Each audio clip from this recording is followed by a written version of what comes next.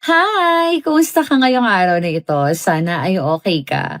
Ako kasi natakot talaga ako for my life today dahil ewan ko na nga ba, bakit ganun? Buti na lang talaga yung enforcer nung panahon na yun active on duty. Yung mga kailangang gawin, nagawa naman ng maayos. Di ko na nga natanong yung pangalan niya eh. Di na bale, babalikan ko na lang siya tomorrow kasi I'm sure na naka-duty din naman siya niyan. Kaya bago tayo makinig sa ating susunod na istorya, abay samahan mo na rin ako sa pag-inom ng milk tea ko na lumamig na. O uminit na. Ano ba dapat? Dahil nga kinabahan ako kanina. At kasi nga ang kwento natin today ay parang may hawig dun sa nangyari sa ninang ng sender natin na si Ramsel.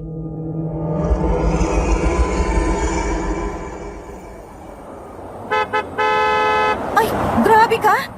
Halos mabunot ang braso ko sa kapapara sa'yo, nilampasan mo pa din ako? Tukmol ka! Tatandaan ko yung plate number mo, kuya!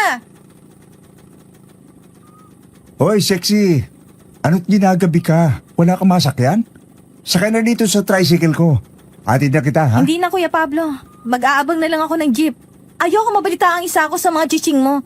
Lahat ng isinakay mo dyan sa tricycle mo, nababalitang kaulayaw mo eh. Hindi ko itatanggi yan. Ang pogi naman kasi eh. O siya, ayaw mo sumakay eh. Good luck pa uwi. Abutin ka dyan ng siyam-siyam. Babu! Mamimik up ako ng kadate. May masasama pa ba sa gabing to? Ay, nanlalambot na ako sa pagod. Tumabi ka!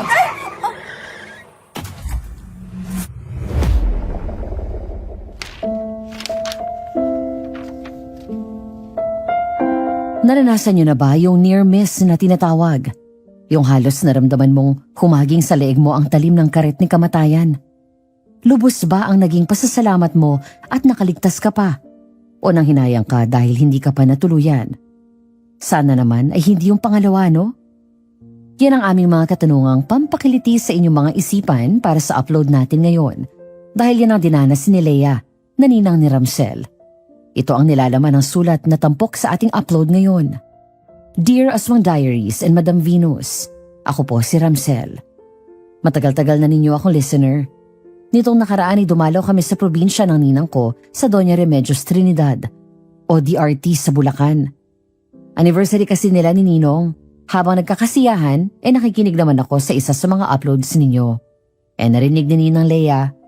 Tinawag niya si Ninong at sinabi niya sa akin na may kwento din sila na may kinalaman sa aswang.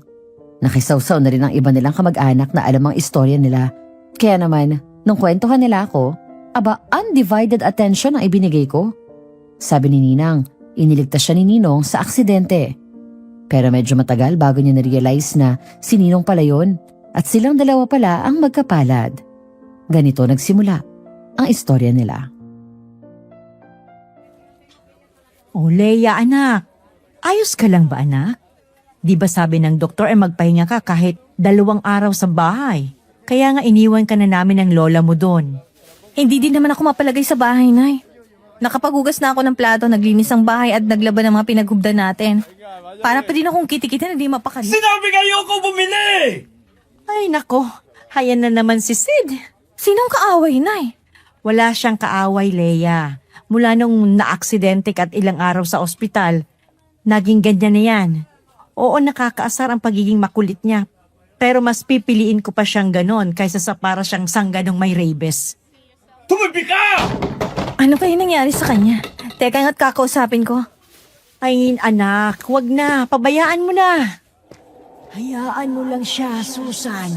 Nge, ano yun? Biglang lumamig ang hangin. Tapos parang may nagsalita. Diyos ko naman. Makapagsindingan ng transistor para maingay. Magkababata sina Sid at Leia. May 5 years silang age gap pero parang parehas lang ng edad kung mag-asaran. Kaya nung makita ni Leia na parang nag-iba ang kababata, ay agad niya yung hinagilap. Nahagip niya si Sid sa terminal ng jeep na nasa likuran ng palengke. Pasakay na siya sa pampasaherong jeep na minamaneho niya. Mula sa malayo ay isinigaw ni Leia ang pangalan ni Sid. Leia, anong ginagawa mo dito? Anong tanong yan? Natural dadayuin kita dito, hindi ka duman sa tindahan eh. Kahit sa ospital, hindi ka man lang dumalaw. Ano, talagang galit ka na? Dahil yan sa hindi ang naging sagot ko sa tanong mo? Hindi naman. Hindi naman daw siya. Eh bakit parang umiiwas ka? Dahil hindi na tayo magkaibigan, ganun ba? Ayaw mo na makipagkaibigan sa akin? Hindi sa ganon. May iniisip lang ako. Bumabiyahe ka pa din sa gabi? Ha? Hindi na.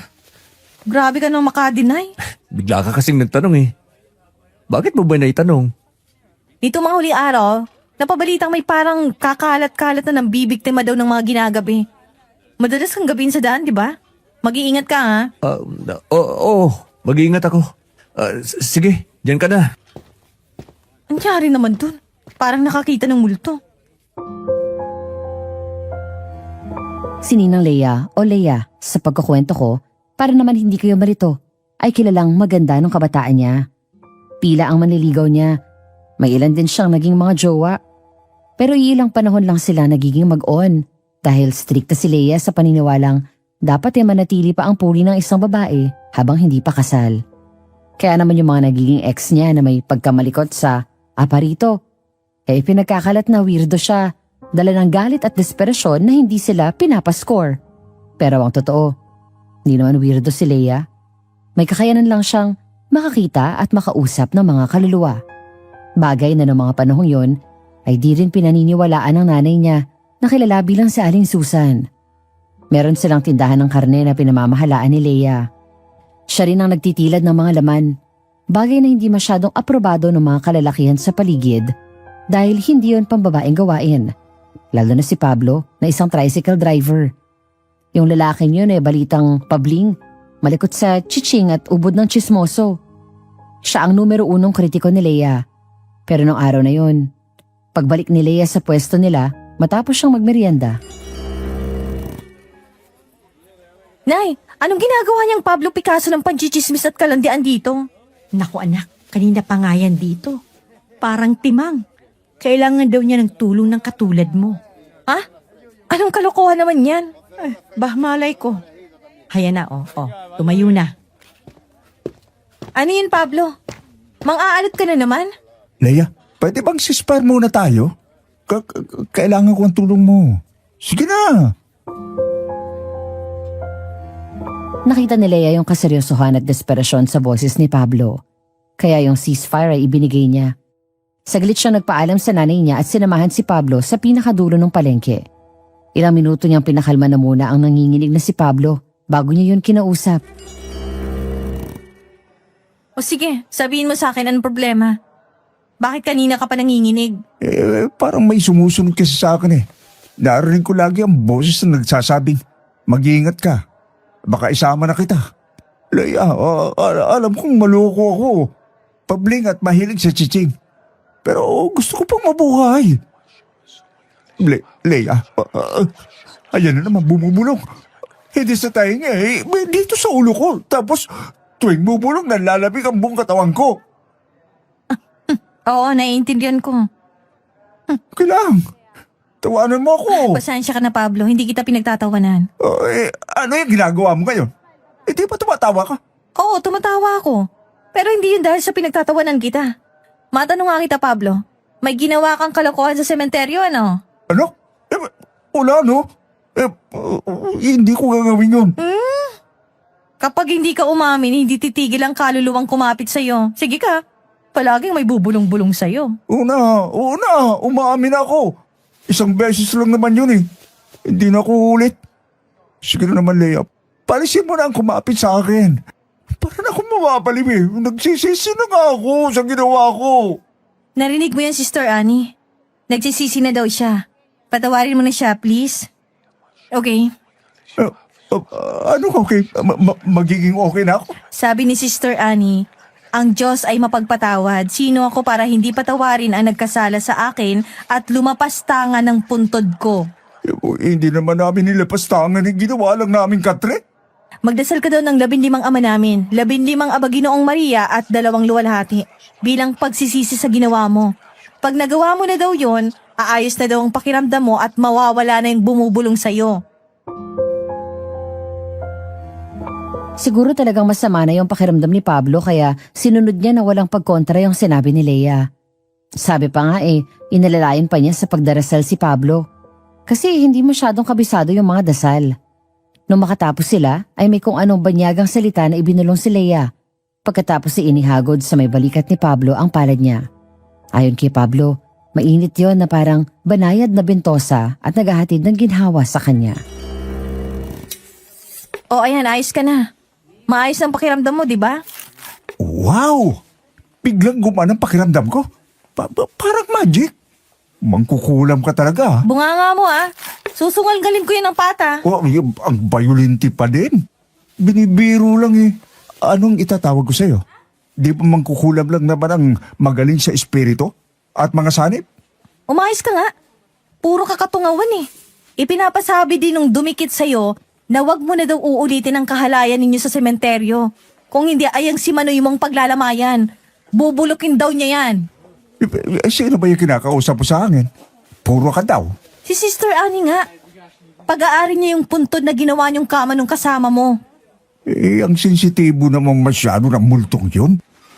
Di na lang in-enjoy ang libreng live show. Isa siyang madre.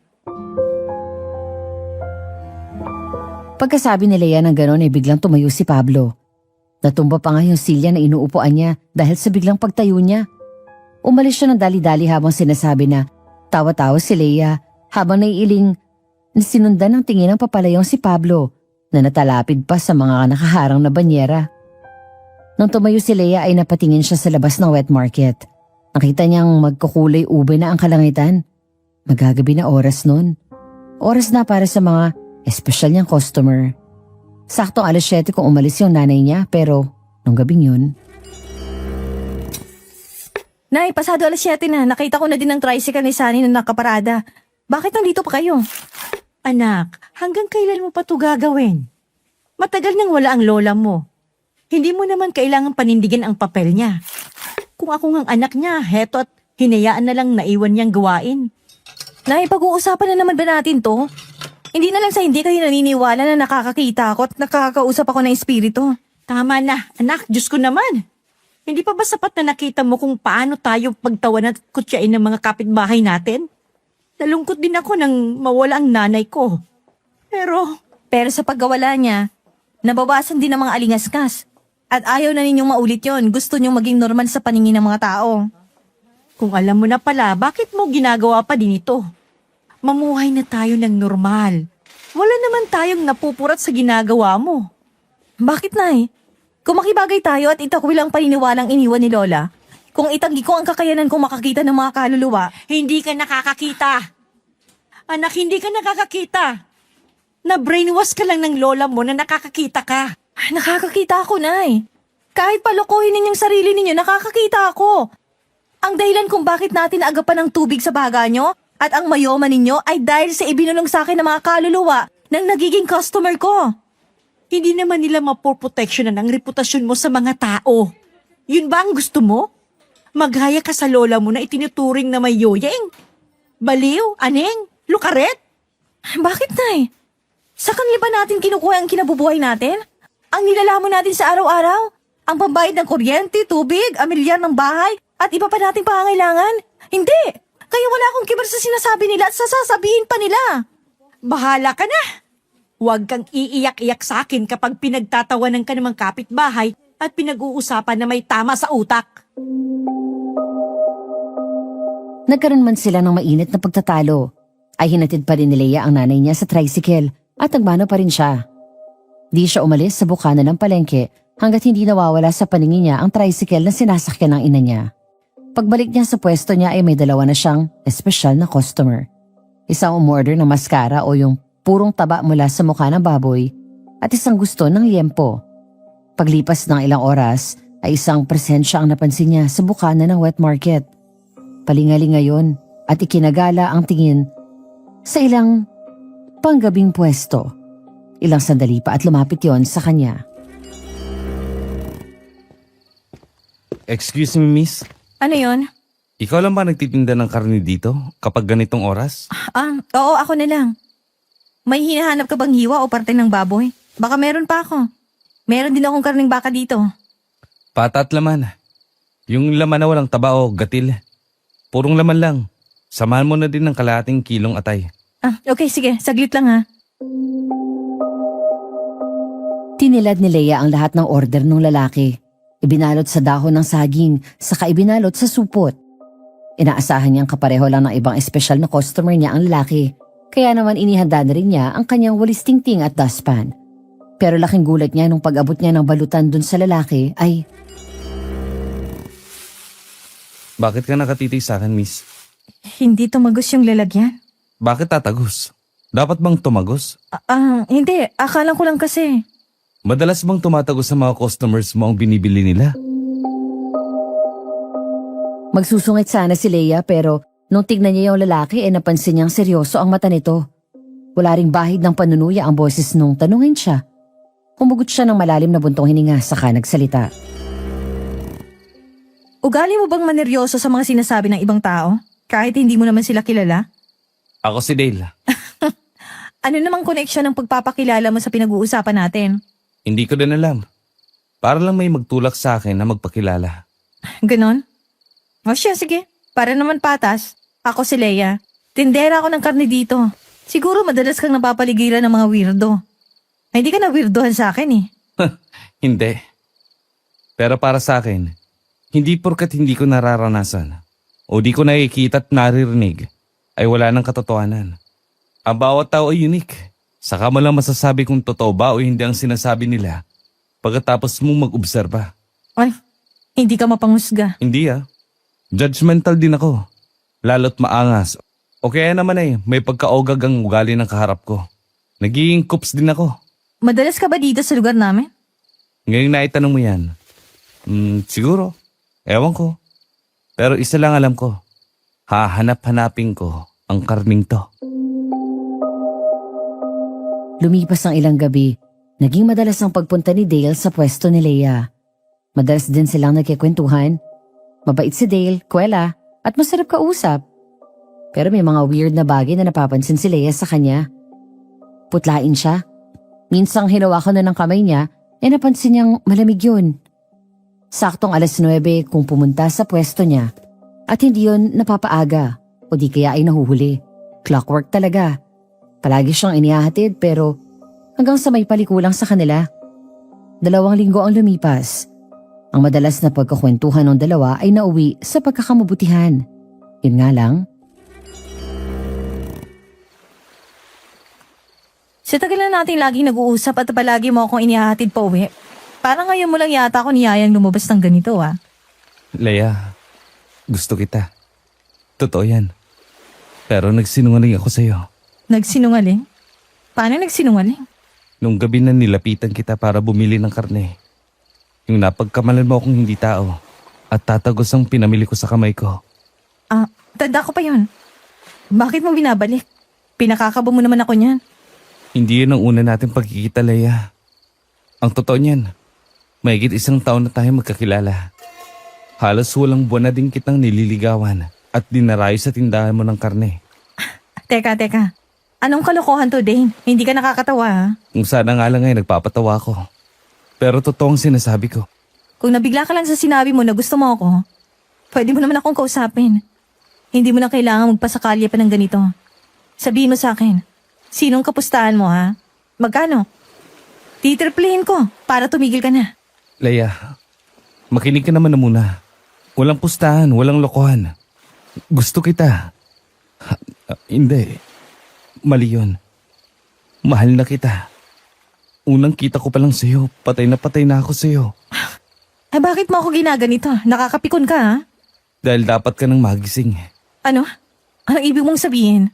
Leia, matagal ka nang natutulog. Kailangan mo nang gumising. Kundi ay, bibigay na ang katawang lupa mo. Pero gising ako.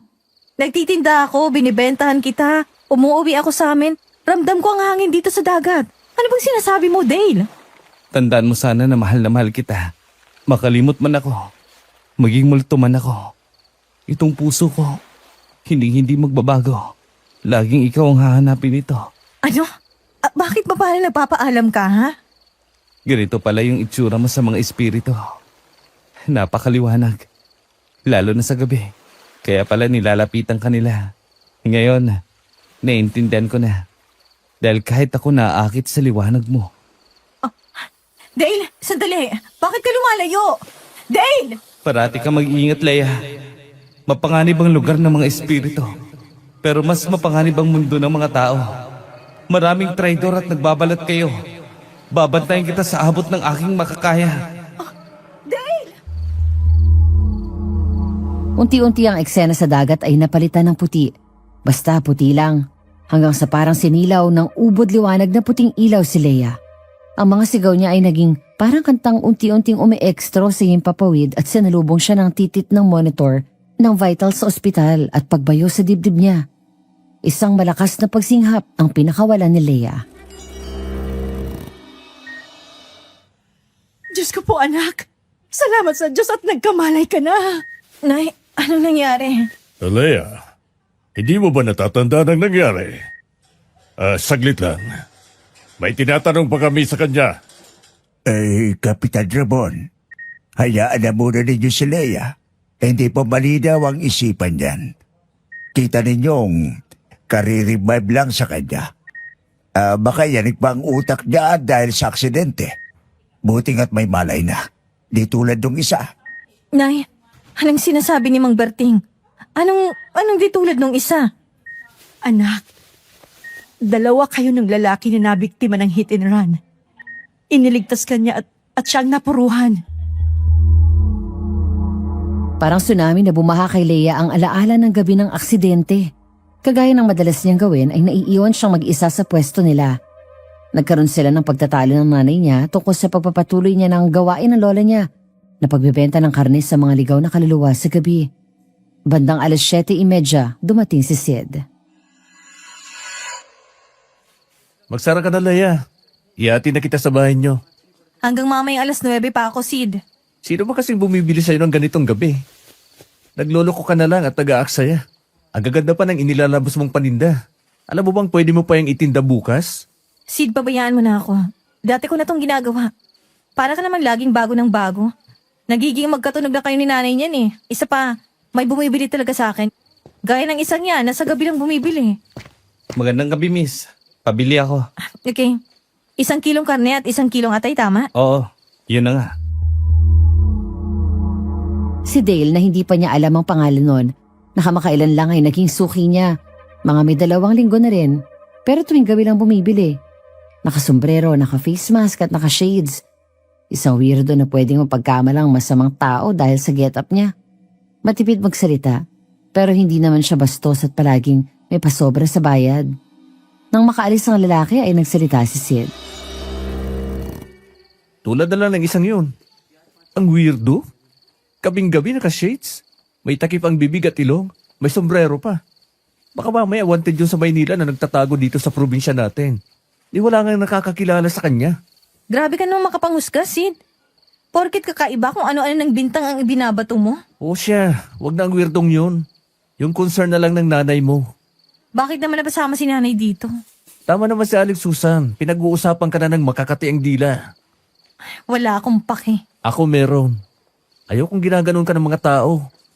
Nasasaktan ako para sa'yo. Alam mo namang may nararamdaman ako para sa'yo, di ba? Doon pa ako nangliligaw sa'yo eh. At ilang beses na nating napag-usapan na tropa lang tayo.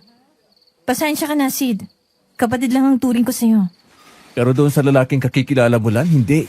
Ano? Okay ka lang? Ano ba yung pinagsasabi mo? Customer ko siya. Na hindi ko nga alam ang pangalan niya eh. Hindi pa kami nagkakakilala ng maayos. Lalaki ako, Leia. Alam ko ang galaw ng lalaki may gusto sa isang babae. At ikaw, alam kong trip mo siya. Maaaring di pa kayo nagpapakilala sa isa't isa. Pero nagkakagustuhan na kayo. Umalis ka na lang, Sid. Bago ko ihampas sa'yo ang mga pata ng baboy na itinitinda ko. Wag mong busitin ang gabi ko. Pagdating ng 9:00 ng gabi ay nagsara na si Leia. Mahirap ang makasakay nun. Kaya nakaugalian na niya na maglakad-lakad at pumara ng jeep kapag may napapadaan. Nung gabing yon, nakakailang para na siya pero panay puno. Hanggang sa may isang dumaan na maluwag. Halos humagpos ang braso niya sa pagkaway sa jeep pero hindi yun pumara. Asar na asar si Leia. Sino namang hindi? Natalo sila ng nanay niya, binuisit pa siya ni Sid. Kaya gustong-gusto na sana niya umuwi. Ayun at nilampasan siya ng jeep, gayong ang luwag-luwag naman. Nagmamaktol siya dahil sa nangyari nang biglang may humarurot na sasakyan na panay ang busina. Ang sunod na lang niyang narinig ay ang pagsigaw ng isang lalaki na literal na bumalentong baliktad na ang mundo niya.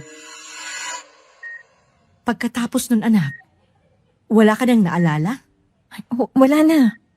Ang iba pa kagaya ng sinabi ko sa inyo, sa panaginip na lang. Nag-umpisa sa galing daw ako sa ospital. Nauwi tayo sa pagtatalo. Dumating si Pablo na napaglaruan ng kaluluwa ng madre. 2 linggo ang lumipas. Naghalo ang panaginip sa katotohanan. Nay, gaano ako katagal na narati sa higaan? 2 linggo anak. Sabi ni Mang Berting, naglalakbay daw ang kaluluwa mo. Tapos nung bigla kang nag-flatline, mabutit nabawi ka namin sa kamay ni kamatayan anak. Nay, nalaman niyo po bang pangalan ng lalaki nagligtas sa akin? Ang tanging natatandaan ko lang ay ang mga mata niya nung gabing yon at nakasombrero siya. Dale Rosario. Siya ang nagtawag ng tulong nung makita niyang tumama ang ulo mo sa bato. Nakapagpakilala pa siya sa amin. Akala nga namin ayos lang siya. Pero nung mapa-stable ka ng mga doktor, bigla siyang nag-collapse. Malala pala siya. Gusto ko siyang dalawin, Nay. Sang room siya. Panabay kayong nag-flatline anak. Hindi ko na alam ang nangyari anak. Pasensya ka na. Napaiyak si Leia sa nalaman niya. Ni hindi mo lang niya napasalamatan ng tagapagligtas niya pero nagkaroon siya ng kaunting pag-asa. Pwedeng buhay pa si Dale. Kung siya nga ay na-revive, di ba? Ilang araw pa siyang pinanatili sa ospital. Tapos na-discharge na rin. Wala silang babayaran na kahit ano dahil pumirma si Dale bilang guardian niya at siya ang sumagot sa mga bayarin. Isang abogado na nagpakilala bilang representative ni Dale ang umasikaso ng lahat. Ang mobile ng barangay ang naging service niya pa uwi dahil hindi mahagip ng nanay niya si Sid. Parang bula na naglaho ang loko. Lubog na ang araw nang marating nila ang bukana ng baryo. Napansin agad nila na nagkakagulo ang mga tao. Di tuloy nila maiwasang puntahan ang pinagkukumpulan ng mga yon sa may palayan. Nang makapasok sila sa sentro ng mga tao, ay dinatnan nila si Mang Berting na nakatulungko sa tabi ng isang katawan na di mawari kung tao ba o hayop na kinatay. Manong Berting, anong nangyari? Kaninong alaga yung iniwanan na lang dyan sa may palayan? Ay naku Kap, masamang balita. Hindi ito labi ng hayop, ito'y labi ng tao. Kung tama ako, tingin ko'y si Sunny ito. Saan bagang sino? Hindi naman yung tropa ni Pablong Pabling. Ayun na nga, base sa tato na nasa braso. Itong may puso na may tarak na punyal. Sasala ang palayok sa sandok na dali si Sunny. Salvage? Kung salvage ito, itatali ang pulsuhan at bukong-bukog. Tapos saka tataniman ng tingga sa ulo. Pero hindi parang kinatay. Sa tingin ko ay inupakan din ang puso at mga lamang loob. Mukhang may aswang na kakalat-kalat sa lugar natin Kap. Siyempre nagkagulo ang mga tao. Aswang ba namang at large? Para makontrol ang tao ay sinabi ni Kapitan na di pa naman sigurado kung aswang nga ba ang may gawa nun kay Sunny. Nung sabihin ni Kapitan Ramon na posibleng ligaw na hayop medyo kumalma ang mga tao. Tuluyang humupa ang ingay at unti-unting nagsiuwian ang mga usisero at usisera nang sabihin ni Kap na ipasusuyod niya ang buong baryo sa mga tanod. Para makita yung ligaw na hayop. Matapos ang gulo, ay saglit na inetid ni Kap si Leia at Aling Susan sa kwarto nila. Dumiretso si Leia sa kwarto niya para magpahinga. Ilang sandali pa ay nakarinig siya ng mga ingay. Pahinga lang muna ako sa kana. Pas na muna. Oh, Nak? Leia? Tulog ka na ba? Di pa naman po, Nay. Nakahiga lang ako sa kama ko kaya medyo natagal na ako sa pagbukas ng pinto. Dahil kahiga ka lang o may gumugulo na naman sa'yo? Nay, Narinig kita anak, kanina pa ako kumakatok. Kayo ha? Layuan na muna ninyo ang anak ko. Kita ninyong kababawi lang namin sa kanya? Pagpahingahin naman na muna nyo. Nay, walang nandyan sa may cabinet. May isa sa may pinto at isa sa may bintana. Wala akong pakialam kung nasan man sila dito sa bahay. Ang mahalaga, naririnig nila ako. Umalis na muna kayo! O pababasbasan ko itong bahay at nang malulusaw kayo! Lumayas na sila, Nay. Pero nabigla naman ako sa inyo. Dati-rati hindi ko naniniwala sa akin tapos ngayon. Pasensya ka na sa akin, anak. Naging makitid ang pangunawa ko. Sinabi ng nanay ni Leia sa kanya na nung nakaratay siya sa ospital, hinalungkat niya ang mga lumang gamit ng kanyang lola. Doon niya nakita ang mga diary pati na ang mga detalye ng pakikipag-ugnay ni Lola sa mga kaluluwang naliligaw o yung nangangailangan ng tulong para magawa ang nakamatayan na gawin. Naniniwala na ang nanay ni Leia na totoo siyang nakakakita at nakakakausap ng mga kaluluwa. Tanggap na rin ito ang pagganap niya sa naiwang panata ng lola niya na gumabay at magsilbi sa mga nangangailangan ng tulong. Pero nakiusap ang nanay niya na maghinay-hinay siya at mag-ingat. Nangako naman siya sa nanay niya. At yun nga lang nung sumunod na gabi. Manong Berting, uuwi na? Wala pang alas 9 ah. Naalala ko na may kliyente akong kailangan ng gabay ngayong gabi. Nililigawan daw ng kapre yung anak na babae. Gusto niyo ako na po mag-ayos ng banyera niyo? Nakakahiya naman sa iyo, Deng. Di po, ayos lang. O siya, sige, kung mapilit ka. Eto nga pala. Ano to, Manong Berting? Bertong sa aswang, lana yan.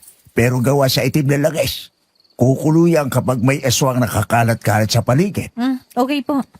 Eto naman ang pilak na punyan. Gawa sa dignom na kahoy ang hawakan yan. Itarak mo yan sa aswang o gamitin mong panghiwa sa kahit anong parte ng katawan. Aaringking yun sa sakit at di agad maghihilom ang sugat. Sige po, salamat. Tapos noon umalis na si Manong Berting. Si Leia naman ay naging abala sa pag-aayos ng mga gamit na naiwan ng matandang lalaki. Habang nag-aayos siya, ay panay ang bulong ng kaluluwa ng matandang babae. Madalas siyang samahan ng naturang espiritu kapag nag-iisa na lang siya. Nung matapos siya sa ginagawa, sa kanya napansin ang isang bulto na nakatayo sa harap ng pwesto niya. May tao. Oo na po, saglit lang. Ay nako, bakit kaya nagkukulit si Lola Anya? Sabi ng saglit. Pabili, Miss. 1 kilong laman at 1 kilong atay. Oo, sige, saglit lang. Pamilyar kay Leia ang boses, pati ang mata ng lalaki. Maliban doon, wala na. Isa pa, natulala siya dahil sa ang laking gandang lalaki noon. Makinis na muka, matangos na ilong, gupit at tindig na parang sa modelo. Sabi nga ng mga matatandang babae, makalaglag panty na kagwapuhan. Yun nga lang nung tinitigang maigi ni Leia, napabuntong hininga siya. Yun lang bang kailangan mo? Sa ngayon, oo. Saglit lang, ihahanda ko yung order mo. Eto oh. Nasaan na yun? Nasaan na sino? Nanay naman eh. Ako pang sinisi mo. Ikaw na nga itong sinusundo ko. Sino bang tinatanaw mo dyan? Yung customer kong gwapo. Gwapo? Aba wala naman akong nakita. Huwag mong sabihing tinamaan ka sa multo. Naman eh. Sa dami ng lalaking bumisit sa buhay ko, nasa multo lang palang palad ko. Saklap naman nun. Masasabihan ba naman ang puso na? Basta huwag kang sasama sa hukay. Bakit naman ako sasama? Tsaka ano ba, Nay? Kung saan napupuntang usapan eh. Bakit niyo ako sinundo? Ano bang bakit? Alangan namang pabayaan kitang mag-isang umuwi. Ganyang may natagpuan na naman palang patay. Doon sa may kamalig naman. Ano ba yan? Nakakatakot naman. Kaya nga, hindi ko makakayang makita na piraso ka na lang ng karne anak. Kaya minabuti kong sunduin ka na. Anong oras na po ba? Pumaling ang tingin ni Leia sa malalaking orasan na nasa sentro ng wet market. Pasado 9:00 na pala. Nagmamadali siyang inayos sa mga paninda niya at tuluyan ang nagsara. Doon niya napansin na siya na lang pala ang natirang nandun sa palengke. Palabas na sila ng nanay niya nang may mapansin siyang kakaiba sa paligid. Amoy nabubulok na karne na hinaluan ng asupre. Nanayo ang balahibo niya sa braso. Kinabahan siya kaya inilabas niya ang lana na bigay ni Manong Berting. Kumukulo yun. Nagsimula na siya magpanik pero... Ligtas kayo sa likod. Pero Lola, paano kung masundan kami ng aswang? Wala kaming maihinga ng tulong. Doon kayo sa likod. Sa maraming asin. Pero sinarahan ni Nana Saling ang pinto ng tindahan niya. Sinong kausap mo, anak? Si Lola Anya, isa siya sa suki ko sa gabi, Nay. Sinasabi niyang kinaaling Saling tayo dumaan. Dito sa likod ng palengke, ligtas daw doon. Oo, tama nga yun. Hindi man tayo makatuloy sa tindahan ng asin, ay madami namang mga maliliit na butil ng asin na nangagkalat sa paligid doon kapag sumingit yun sa ating mga sapin sa paa. Silbing pangontra na yun. Tama. Tara, Nanay. Bago pa makatunog yung aswang na aali-aligid. Yun na nga. E di pumunta sila sa likod ng palengke at namaybay papunta sa tindahan ng asin ni Aling Saling. Pagkatapos ay nanakbo na sila sa tricycle na inarkila ng nanay ni Leia. Malapit na sila nang biglang bumulaga ang aswang sa harapan nila. Doon biglang sumulpot si Dale. Diyos na mahabagin. Inabot pa rin tayo. Sa akin ka tumingin, aswang! Patay ka na! Hindi to totoo! Patay ka na! Bakit ba nagpapakita ka ba? Patay ka na! Pinatayin kita! At ikaw! Nilapa na kita! Bakit ba nandito pa din kayo? Hindi ninyo ako patahimikin! Ay, Diyos ko po. Ano't kayo dumaos-dos dyan sa lapag? Saglit lang, Nak. Natakot ako ng gusto. Grabe yun. Buti na lang at nagdesisyon yung aswang na lumayas. Oo nga ho. Pero sino yung sinasabi niyang patay na? At nilapa pa niya? Nakakatakot naman. Hanggang sa makauwi ay iniisip ni Leia ang isinigaw ng aswang, pinatay at nilapa. Dalawa lang sila ng nanay niya na buhay na naroon. May dalawang kaluluwa, si Lola Anya at yung lalaking pogi na bumibili sa kanya ng karne. Matay niya mang isipin na hindi niya lubusang maintindihan ang nangyari. Biglang baliktad tuloy sa higaan si Leia. Sa muli niyang pagpaling sa kabilang panig ng kama niya, ay sumala siya at tuluyang nahulog sa kama. Doon siya parang kinuryente. Yung mga mata ng lalaki at ang paraan ng pananalita noon. Oo, nakilala na niya kung sino yon. Iyakap ang una niya ay napahagulgol siya. Paano pa niya mapapasalamatan ng kanyang tagapagligtas kung nasawi na yon?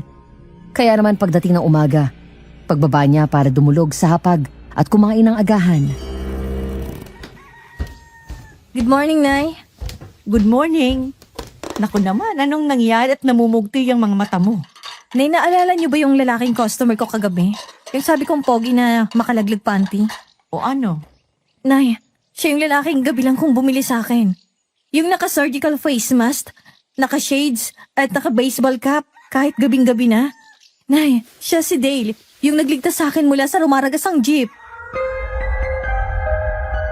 Hindi na nakakain ng agahan si Leia. Umiyak na lang siya ng umiyak habang kinakwento sa nanay niya ang naging ugnayan nila ni Dale sa panaginip niya. Kung saan nagkamabutihan sila. Na ayaw na sana niyang bumalik kung di lang siya itinaboy ni Dale para gumising at balikan ang katawang lupa niya. Tama kayo, Nay. Na-inlove ako sa customer kong sa gabi lang bumibili sa akin. Ang saklap lang kasi multo na siya. Naku naman, anak. Tahan na. Namumugto lalo ang mata mo niyan. Paano ka magtitinda? Magtitinda pa din ako, Nay. Baka dumating si Dale. Sino nga aabutan niya kung wala ako? Okay, sige. Maghilamos ka na, ipagbabalot na lang kita. Salamat po, Nay.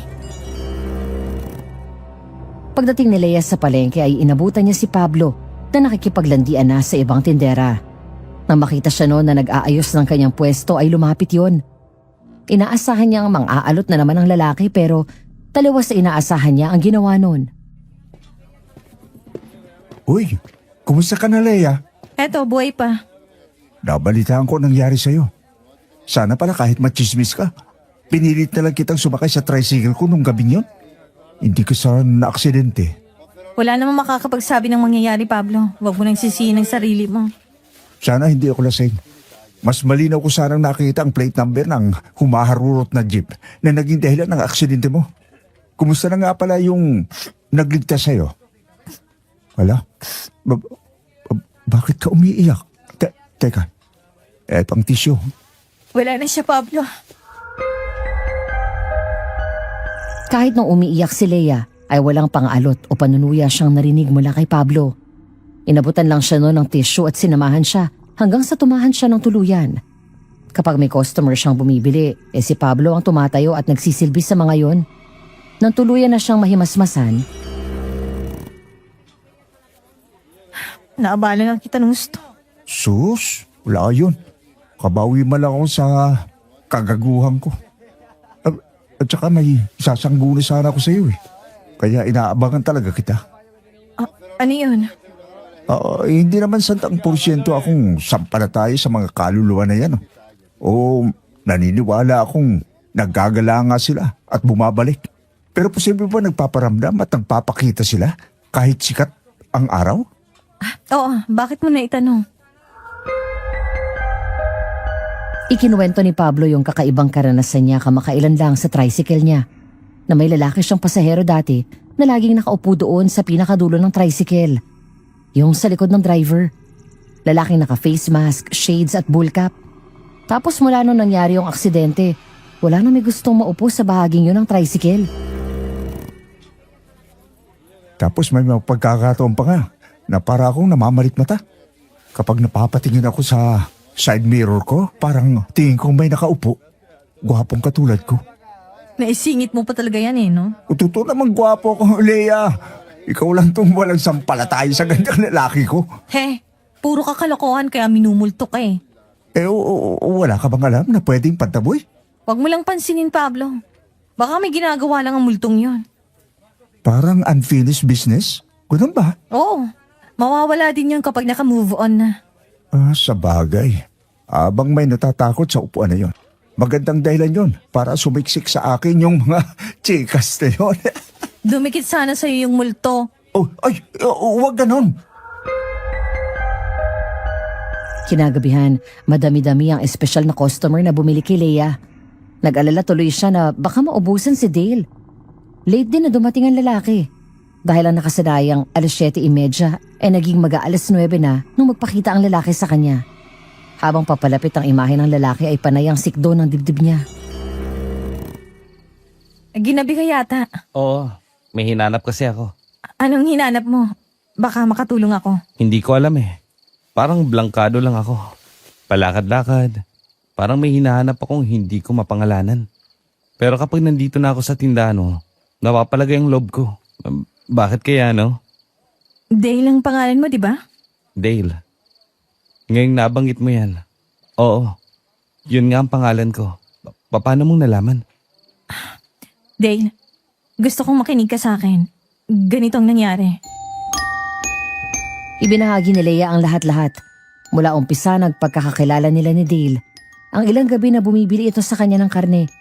At yung pagkakita nila sa panaginip. Hindi lang niya sinabi yung tungkol sa pagiging malapit nila at ang papausbong na relasyon sana nila na naunsyami dahil kailangan niyang umuwi sa katawang lupa niya. Lusot na sana eh. Pero itong si Dale. Oo. Parang medyo tanda ko ng mga pangyayari. Hayaan mo na lang muna. Malay mo, bumalik ang mga alaala mo sa mga darating pang araw. May tanong pala ako. Ano yun? Sa 2 linggo ng pagiging magkasama natin, sabi mo, nagkakwentuhan tayo. Nabanggit ko sa yung lola ko na hindi ko naman napangalanan kung sino at kung saan ko dinadala mga karne na binibili ko. Oo, ganun nga. Sa dami ng napag-usapan natin, hindi man lang kita pinormahan o kaya hindi man lang tayo na-develop sa isa't isa? Sa sinabi ni Dale ay biglang sumipa ang kakaibang kaba sa dibdib ni Leia. Bagay na nagpamasid sa kanya ng sunod-sunod. Napuno tuloy ng pag-aalala ang mukha ni Dale. Gustuhin man niyang hagurin ang likod ng kaharap niya, hindi niya magawa dahil wala siyang pisikal na katawan. Ang tanging nagawa ng kaluluwa ay panoorin si Leia na magluha sa pagmamasid. At nang sa wakas ay kumalma na siya. Ano namang pumasok sa kokote mo para maisip yan? Bigla naman tuloy ako nahiya. Baka isipin mo, ang sobrang conceited ko. Hindi naman. Curious lang ako eh. Hindi naman sa pagyayabang ha. Alam kong gwapo ako. Mas gwapo sa karaniwan. Hindi ka nga mayabang. Pero sige, tuloy mo lang. At maganda ka. Hindi ka nun bolero, ano? Pero sabi nga ni nanay, maganda ako. Ako na din ang nagsasabi na maganda ka, Leia. Kaya nagtataka ako. Paano hindi tayo nagkaroon ng mas malalim na ugnayan? Dahil kilala ko ang sarili ko. Sa tagal nating magkasama, hindi pwedeng hindi mahuhulog ang loob ko sa iyo. Ang totoo niyan, Dale. Aaminin na sana ni Leia pero parang asungot sa isang romance film na biglang may nag-ingay.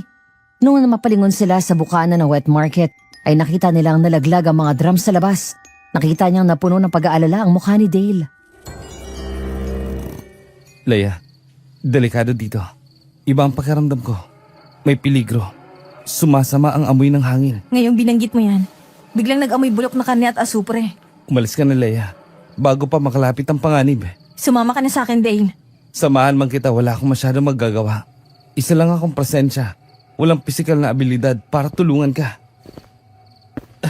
Inabutan ka na. Bago natin ipagpatuloy ang kwento ni Ramsel tungkol sa ninang Leia niya, ay nais naming ipahatid ang aming taus-pusong pasasalamat sa inyong lahat. Sa walang sawa ninyong suporta at pagmamahal sa Aswang Diaries, pati na rin sa aming mga sister channels na Kwentong Takip Silim, Sitio Bangungot, Sitio Pangil, Aswang Confessions, Aswang Radio at Miss Amy Aswang Love Stories. Ang bawat like, comment at share ninyo sa ating mga uploads ay silbing love letters ninyo sa amin na talaga namang naghahatid ng kilig sa aming mga puso. Nais din naming magpasalamat sa mga patuloy na nagpapadala ng kanilang mga video shoutouts at sulat sa amin na naglalaman ng kanilang mga kwento at karanasan na may kinalaman sa aswang. Pangakong patuloy naming pahahalagahan ang pagtitiwala ninyo sa amin at aming bibigyang buhay ang bawat kwento na naaayon sa pagsasalaysay ninyo. At ngayon balikan na natin si Leia. Ano kayang nangyari sa kanya ngayong inabutan siya ng kung anong nagpatumba ng mga drum sa bukana ng wet market? Pagkarinig ng mga papalapit na yabag ay dinaklot ni Leia ang punyal na bigay ni Manong Berting sa kanya. Kinakabahan man ay pilit niyang pinalakas ang loob niya. Alam niyang malilintikan siya kung palalamon siya sa takot. Handa na siya makipaglaban ng patayan ng... Sid? Leia? Ano't nandito ka pa? Pasado alas 9 na, parang ginagabi ka namang masyado. Natagalan lang ako sa pag-aayos nitong mga gamit ko. Parang madaming bumili sa'yo ngayon ah. Walang tira sa tinda mo. Oo, ikaw, parang ginagabi ka. Nagagala lang. Sid, kumakain ka ba ng ayos? Nangangalumata ka eh. Parang putlain ka din. At anong nangyari sa mukha mo? Ang laki ng gurlis. Ayos lang ako. Huwag kang mag-alala sa akin. Baka mamaya mabigyan ko pa ng ibang ibig sabihin ng kabutihang loob mo. Alam mo namang may nararamdaman ako para sa'yo. Alam mo ding hindi naman maiiwasan na mag-alala ako para sa'yo. Magkaibigan tayo. Hindi man din deadman lang kita basta. Umuwi ka na, Leia. Hindi mo ba nababalita ng mga nangyayari? Bali-balita may kumakalat na aswang. Hindi kita gustong mapahamak. Oo, salamat. Eto nga't pauwi na din ako eh. Mag-iingat ka, Sid. Pero walang anumang naging sagot si Sid. Nang lingunin siya ni Leia ay dire-diretso siyang naglakad papunta sa dulo ng palengke. At sa pagtataka ni Leia, kumukulo ang lana na nasa bulsa niya. Kakaibang kaba ang sumipa sa dibdib niya. Ilang beses siyang napabulong na, wag naman sana. Pero ilang ulit man niyang ibinulong yon sa kanyang sarili, hindi siya nakumbinsi. Nang sumunod na gabi, inasahan ni Leia na darating si Dale. Pero hindi. Lumipas ang 1, 2, 3, hanggang sa naglima at naging 1 linggo. Walang Dale ang nagpakita sa kanya. Para siyang lukaret na nakikipag-usap sa mga espesyal niyang mga customer sa gabi at dinedescribe si Dale. Kung nakita ba nila ito? Kaya naman isang araw ay nakiusap siya kay Manong Berting at pinabantayan ang tindahan niya. Hinanap niya si Dale. And guess what, Madam Venus? Inabutan niya nakatambay ang kaluluwa sa may dalampasigan. Nakatanaw sa papalubog na araw. Sa mismong spot kung saan sila nagkaaminan at nagkahiwalay sa panaginip ni Leia. Nandito ka lang pala. Bakit hindi ka na dumadayo ng karne sa pwesto ko? May iba ka nang nabilhan? Gustuin ko mang bumili sa iba. Wala namang ibang nagsisilbi sa mga tulad naming kaluluwa, kundi ikaw lang. At yung matandang si Manong Berting na nagtitinda ng isda. At yung Aling Pitring na nagtitinda ng gulay. May naaalala ka ba na nagpagulo ng isipan mo? Naalala ko na ang lahat. Pero bago yun, Leia, bakit mo ba ginagawa ang pagtitinda ng karne sa gabi? Bakit ka nagsisilbi sa mga kaluluwa? Talaga bang lahat ng nagnenegosyo gumagawa ng ganyan? Hindi. Minana ko lang ito sa lola ko. Ganito kasi, Dane. Mula sa pamilya ng mga espiritista ang lola ni Leia. Mga espiritista na naniniwalang nanghihiram lang sila ng kanilang kakayanan sa mga espiritu at elemento. Bilang ganti sa natatanggap nilang kapangyarihan at suporta Nag-aalay sila ng kanilang pinakamagandang produkto sa mga kaluluwang naggagala. Isang tradisyon na minana nila mula pinaniniwala ang Chinese na ang pinakamainam na alay sa mga kaluluwa ay pagkain. Dahil may mga nakahanda para sa kanila, syempre lumalapit sila sa akin. Naiiwasan ang pagdami ng ligaw at nakakatulong ako na magabayan sila sa tamang landas para makalagig na sila sa dapat nilang patunguhan. Kung ganon, katulad din nila ako. Lalayag din ako kapag nakumpleto ng dapat kong gawin. Ano bang dapat mong gawin, Dane? Naalala kong may lola ko. Isang lola na mahal ako. Pero hindi ko masyadong maalala kung sino siya. Basta ang alam ko, siya ang sentro ng buhay ko. Dahil siya ang nagpalaki sa akin. Sa kanya mo ba ibinibigay ang mga karning binibili mo tuwing gabi? Hindi. Sa mga aso, tama. Naalala ko na. Ibinili ni lola sa akin ang mga aso niya. May proyekto daw kasi siyang inaasikaso. At saka para daw may kasama ako sa bahay. Nagpapagaling kasi ako. May sakit ka pala? Naoperan ako sa mata. Kaya hindi pa ako pwedeng tamaan ng sobrang tapang na liwanag. Kaya sa gabi lang ako lumalabas at may shades. Ang pagsusot ko naman ng mask ay dahil sa madali akong dapuan ng sipon. May mahina kang immune system? Pansamantala. Side effect ng mga iniinom kong gamot. Naalala ko na yung gabing sinasabi mo. Saktong tumigil na ako sa gamot na yun. Pauwi na ako. Sinubukan kong alisin ang shades ko at mask at nakita kita. At iniligtas mo ako mula sa rumaragasang sasakyan. Ganun na nga. Ilang sandaling katahimikan ang namagitan kay Dale at Leia. Pinanood lang nila ang papalubog na araw. Nung mag-uumpisang magkulay ube ang kalangitan, ay sakalang ulit nagsalita si Dale. Alam ba, hindi pa ako umuwi. Pag-alagala lang ako. Kahit tanda ko na kung saan ako nakatira, ayokong umuwi. Natatakot ako sa malalaman ko. Pwede kitang samahan. Paano kung yun ang unfinished business ko? Aalis na ako. Ayoko pa. Gusto pa kitang makasama. Ganun pa? Nagtatawa na mo naman ako eh. Natawa ako dahil ngayon ko lang napansin. Sa lahat ng multo na nakasama ko, ikaw ang pinakamaboka ang dami mong salita. Parang buhay ka pa, ganon. Patay na ba talaga ako? Magagala ka ba kung hindi?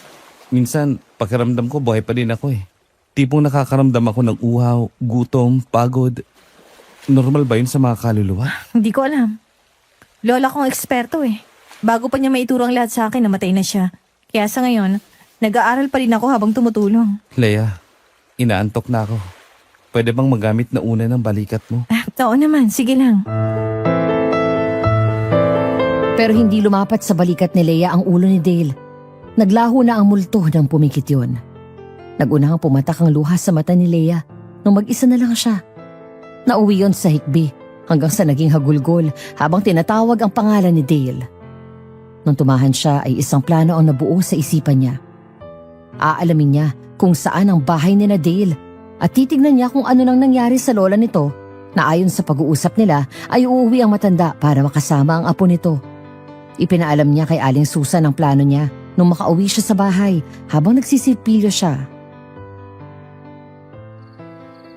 Hindi naman kaya delikado iyang balak mo, anak. Parang masyado ka nang invested sa multong yan. Alam kong in love ka, pero talaga bang gusto mong gawin yan?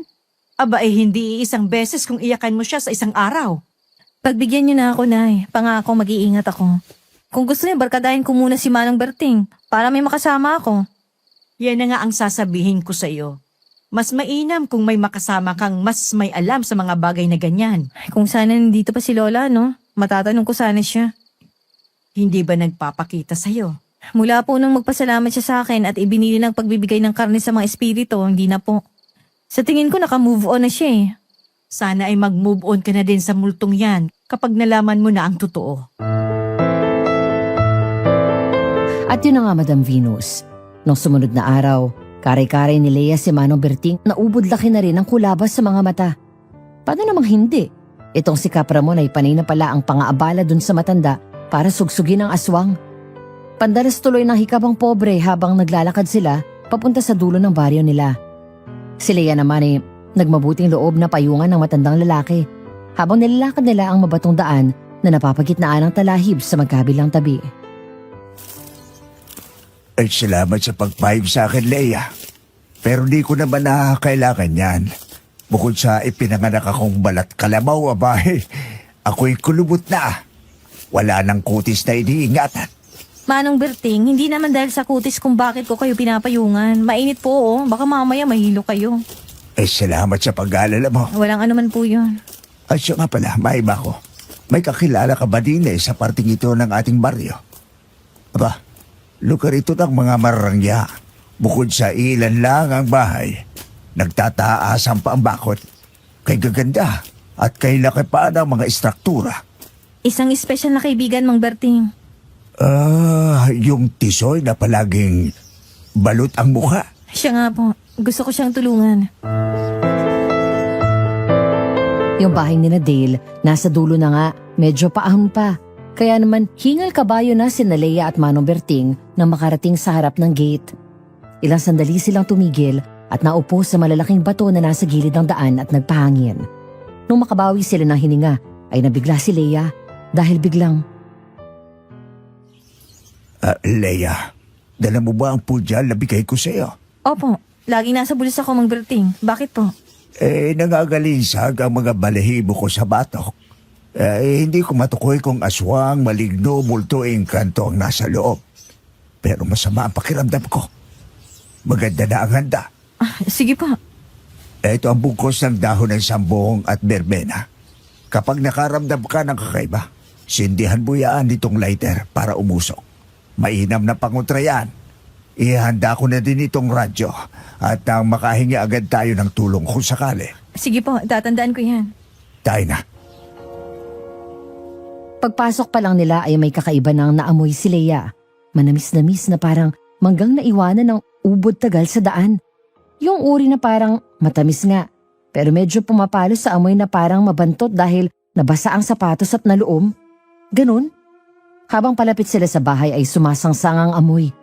Nakakapagpaluha at nakakakulo na sikmura. Bago pa buksan ni Manong Berting ang bahagyang nakaawang na front door ng bahay, ay dumayal na ang matanda sa radyo. Alpha, this is Charlie.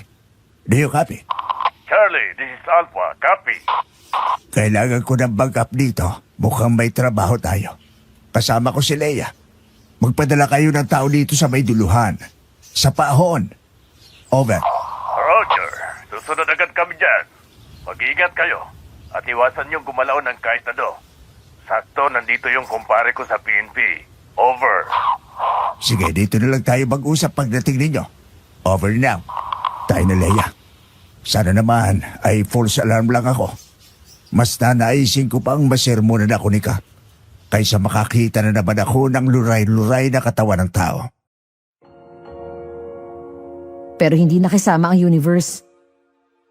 Ano nga bang sabi nila? The universe is a biatch. It will never cooperate. At sinampal sila ng gano'n na lang, Madam Venus. Pagbukas ng sliding na pinto ang gawa sa yakal, ay sinabong sila ng langkay ng mga bangyaw. Sa isang sulok ng sala ay ang katawang inuuod at naaagnas na nakaupo sa tumba-tumba. May puting buhok at suot na mga mamahaling diamanting alahas. Uka ang kaliwang parte ng dibdib at wakwak ang sikmura.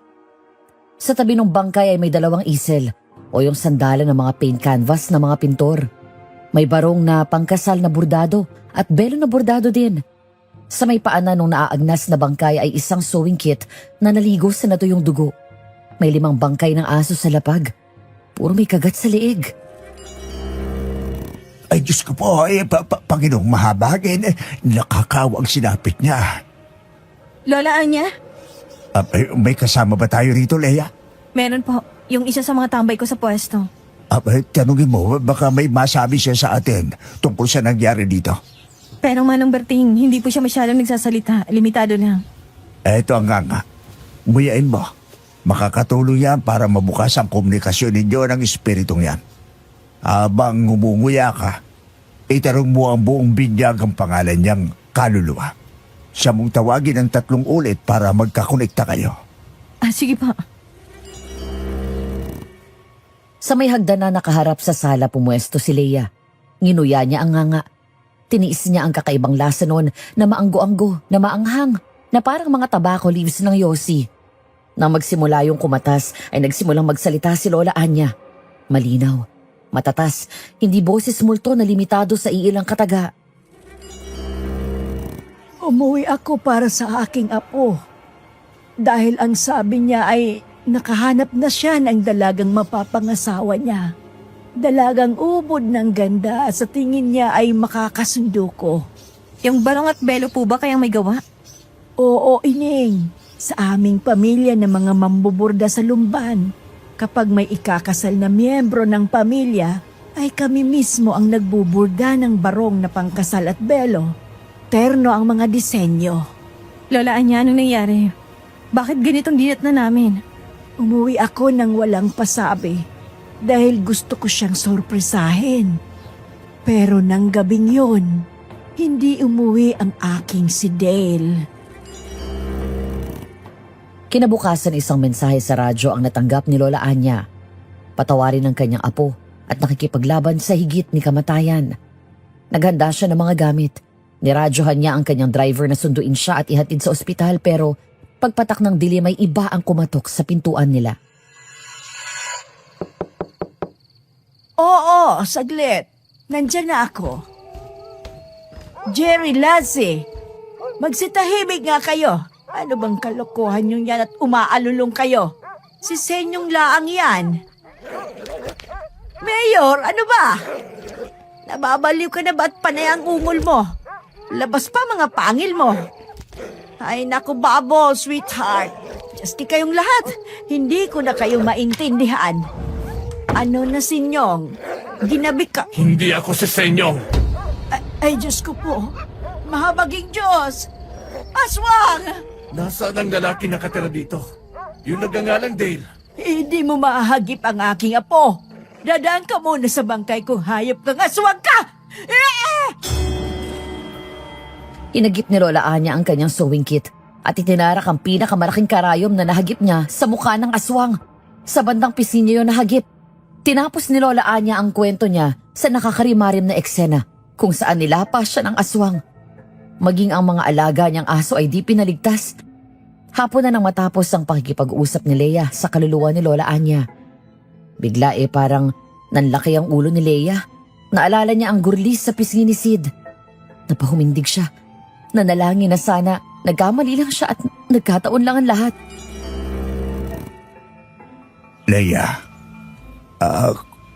kung kaya niyang kausap mo, itanong mo kung anong itsura ng pumasalag sa kanya.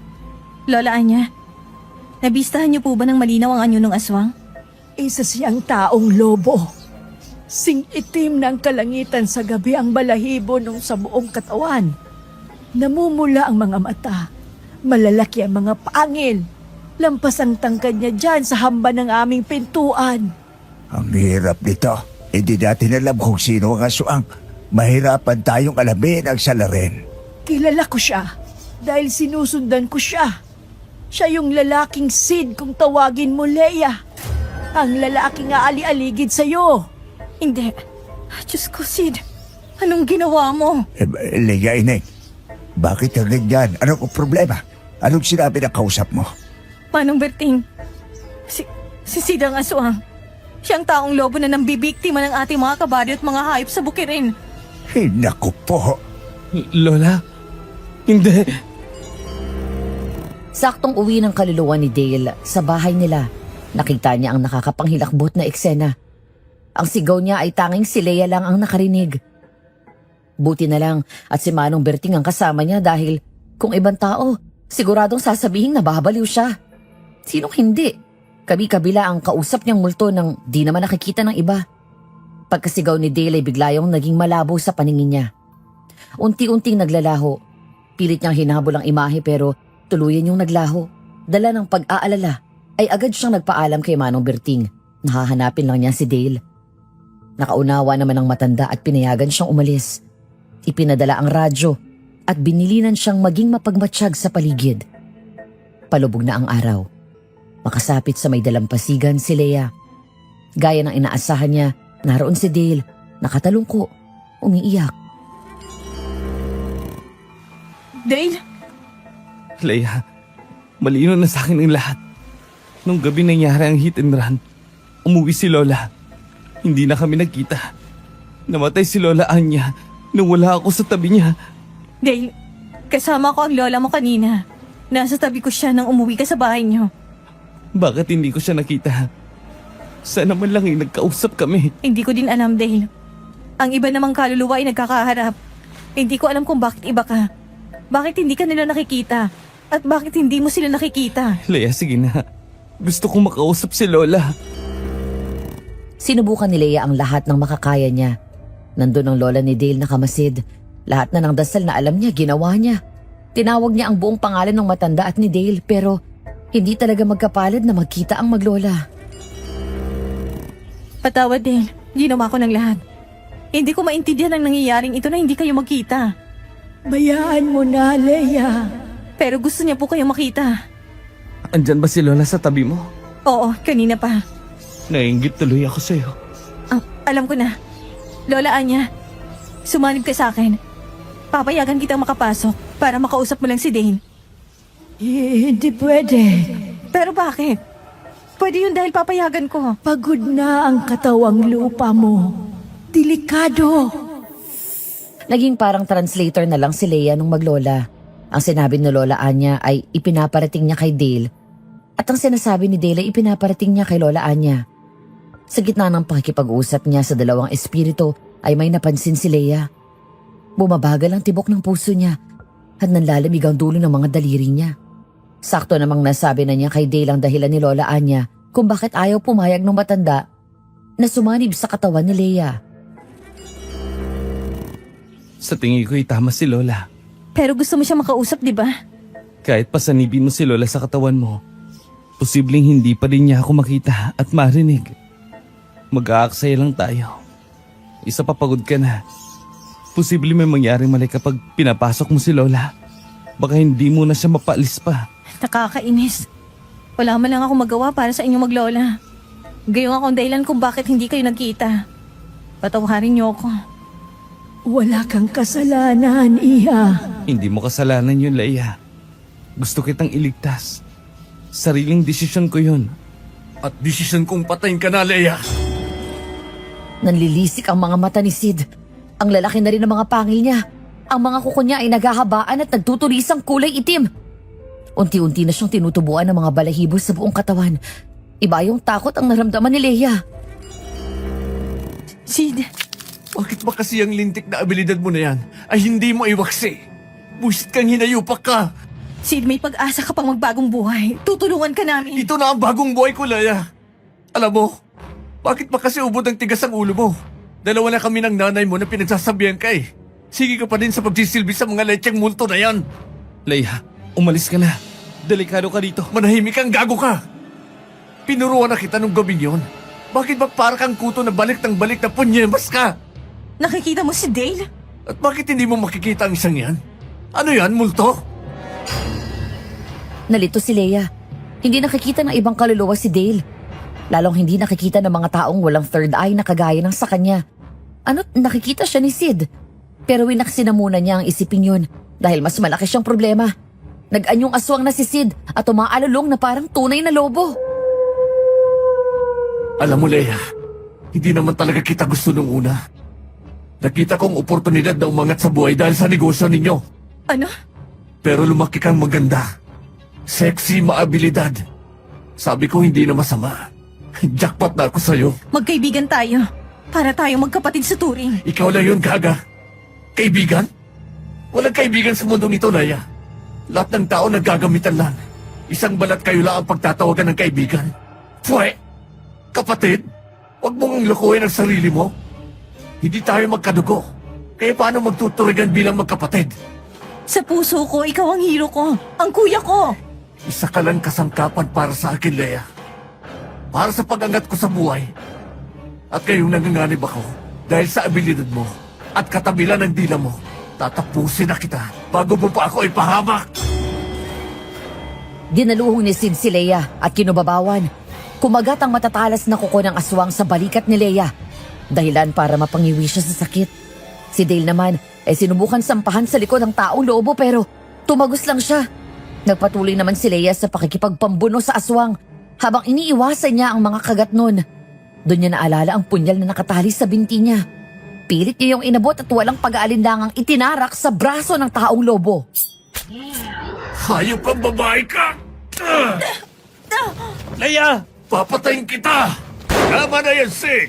Sumuko ka na! Dumating si Kapitan Ramon kasama si Manong Berting at isang lalaking medyo maskulado na siyang nagpaputok ng baril. Yun pala yung taga-PNP na kaibigan ni Kap. Yung may alam sa mga di pangkaraniwang krimen.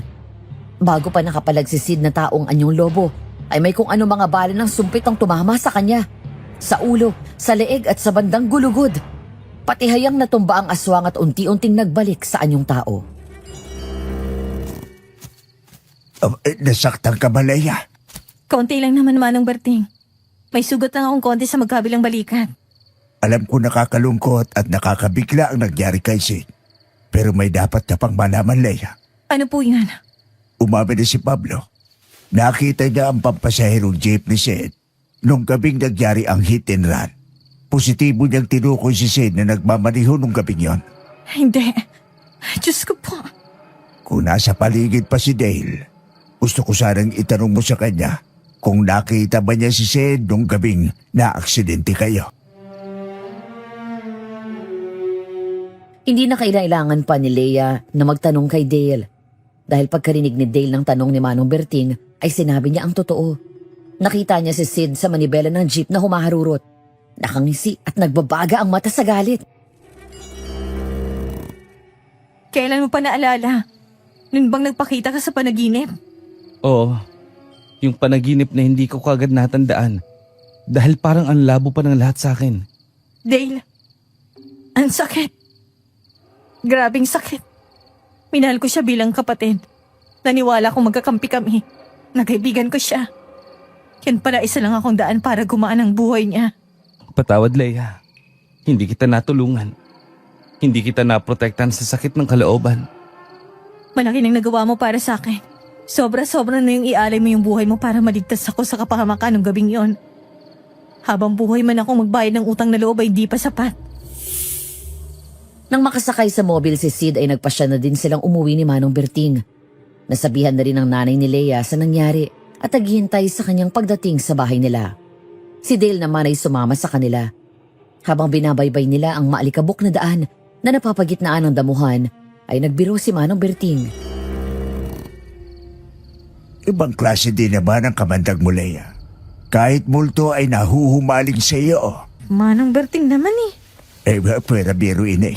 Ako talaga ay nagtataka dyan sa Dale na yan. Sabi mo kay ba siya sa ibang multo? Madaldal at matatas. Hindi din nakikita ng kapwa niya kaluluwa. At vice versa. Hindi kaya imaginary friend mo yon? May imaginary friend na may picture sa bahay ng ibang tao? Na para sa kaalaman nating lahat ay tunay na lola niya? Ano nga kayang uri ng enigma ang isang yan? Ano? Alamin ninyo kapag mga multo na kayo! Mula sa damuhan ay dinaluhong sila ng taong lobo. Nakatakas pala si Sid kina Kapitan Ramon. Unang hinagip noon si Manong Berting. Hinablig ng maskulado at malbalahibong braso ang matanda. Dahilan para tumalsik yun ng may kalayuan habang nagpagulong-gulong sa maalikabok na lapag. Manong Berting! Sa palangok lubang makulit! One man down! Ikaw naman ang sunod, Leia! Hayop ka, Sid! Hindi ka na naawa sa matanda! Naging demonyo ka na talaga! Matagal na akong demonyo, Leia. Tanga ka lang at utoto. Kaya hindi mo ako napansin. At ngayon, mawawala ka na sa landas ko. Kapag wala ka na, wala na ding makikichismis sa mga kaluluwa ng tungkol sa mga aktibidades ko.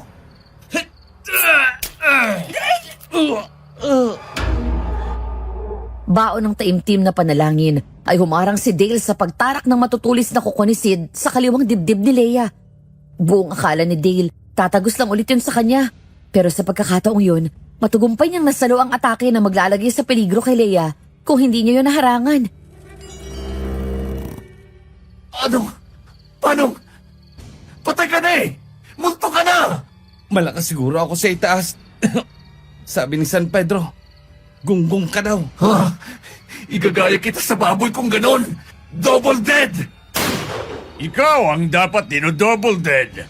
Salot ka ng mga taga-baryo! Hindi ito maaari! Pwede.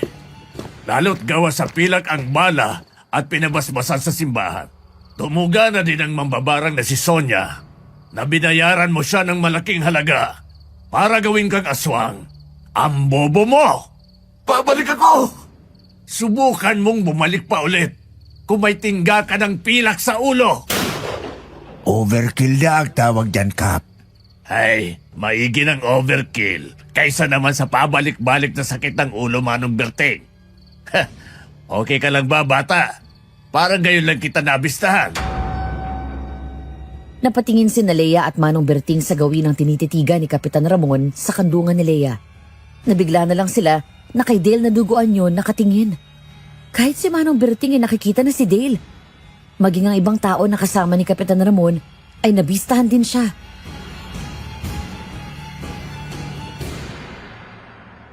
Nakikita niyo si Dale? Oo. Pero teka, bakit siya lumalabo? Kaya no, nagiging tagusan ng itsura niya. Dale? Bakit? Ano nangyayari? Leia, ang liwanag. Namumuti ang paningin ko. Dale, hindi. Huwag mo akong iwan. Utang na loob. Huwag na ulit. Sige na, dito ka na lang. Masaya akong na nailigtas kita ulit. Makakangiti ka pa ulit. Ano ba? Huwag mong sabihin yan. Dito ka lang. Huwag kang umalis.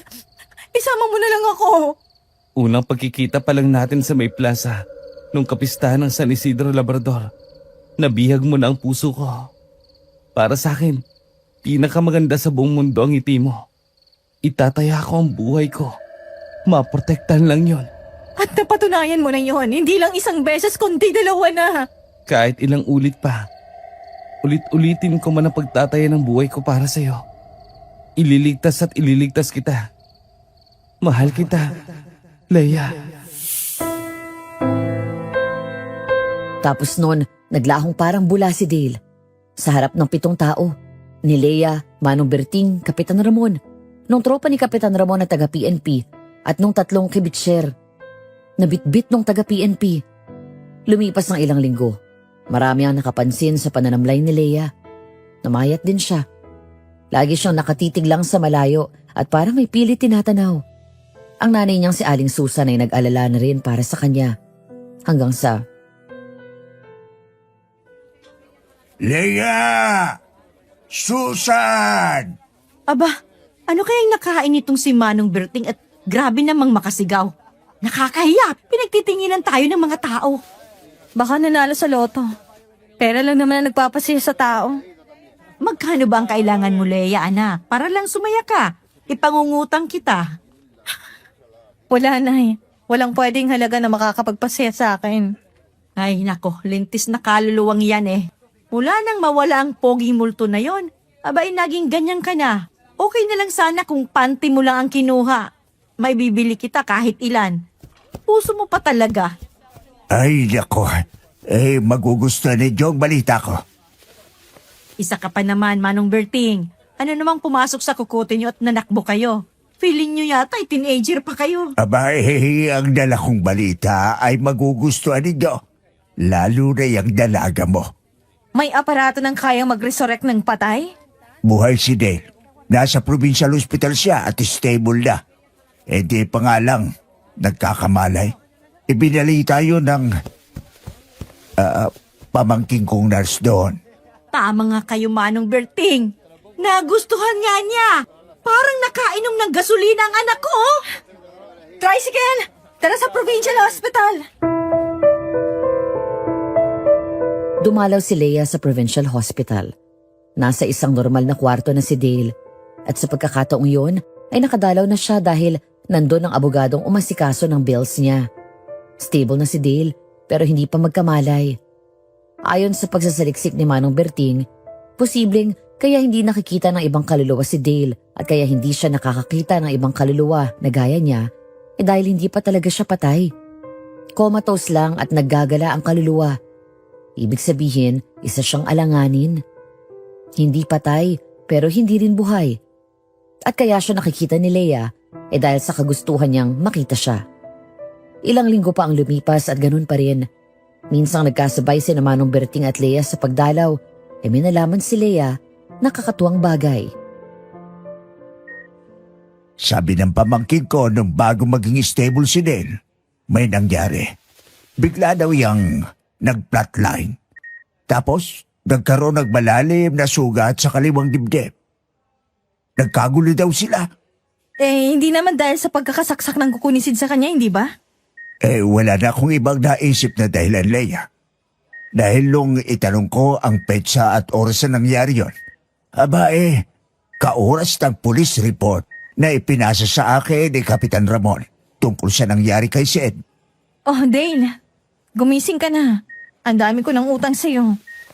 May isa lang akong inaalala, Leia. Ano po yun, Manong Berting? Posibleng hindi maalala ni Dale ang lahat na nangyari nung kaluluwang gala siya dahil masyadong masakit at pangit ang mga pangyayari.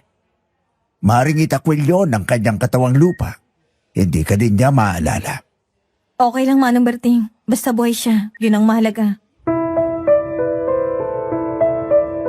Isang linggo pa ang lumipas. Nagising na si Dale. Wala nga siyang naalala na kahit ano. Magkagayon pa man, matyaga siyang ginabayan ng abogado, ni Kap Ramon, ni Manong Berting, at higit sa lahat si Leia. Okay naman lahat maliban lang sa araw ng pagkakadischarge ni Dale. Hinihintay na lang nila ang abogado na siyang magdadrive kay Dale pa uwi. Nasa lobby sila ng ospital nun. Leia, may hihingin sana akong pabor. Sige, ano yun? May hinanap kasi akong babae. Babae? Oo. Hindi siya mawala sa isipan ko Basta ang tanda ko lang parang bituin yung mga mata niya. Lalo na kapag tumatawa siya. Tapos yung kutis niya parang gatas. Sa tingin ko nga magkasing puti kayo Ganon? At yung buhok niya, parang yung dilim ng gabi ng kalangitan. Makintab yun. Para sa akin, siya yung pinakamagandang babae na nakita ko. Lalo kapag nakangiti siya. Yun nga lang, hindi ko mabuo sa isip ko ang buong mukha niya Pwede bang matanong kung bakit mo siya hinahanap? Kung sakaling makita mo siya, anong balak mo? Pagkakasalan ko siya. Oo, ganun nga. Alam mo ba, nakita ko yung sulat ko kay Lola Anya. Kung paano ko siya inilarawan sa sulat. Ganun ko din siya inilarawan sa'yo ngayon. Huy, saan ka pupunta? Wala pa si attorney. Sa Timbuktu, magmumukmuk. Tapos dediretso na ako sa kung saan para magmongha. Diyan ka na, babu! Hindi galit si Leia. Nasasaktan siya. Masakit na hindi siya matandaan ni Dale na twice niyang sinabihan na mahal siya. Pero mas masakit na para siyang kinagat ng dragon nung malaman niyang may ibang mahal ito.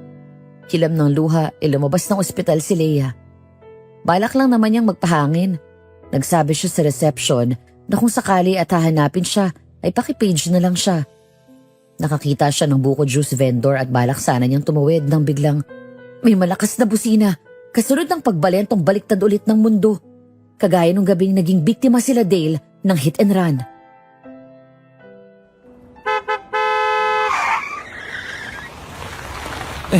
Saglit lang Hayaan mo ako makahinga ng maayos.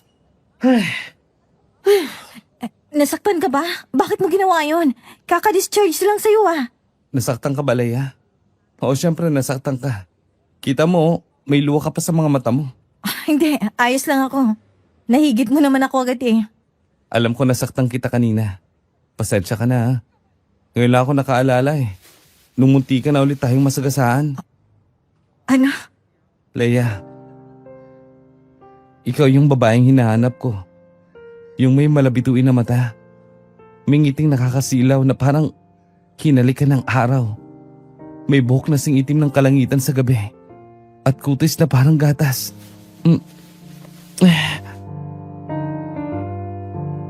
Hinalikan na lang ni Leia si Dale.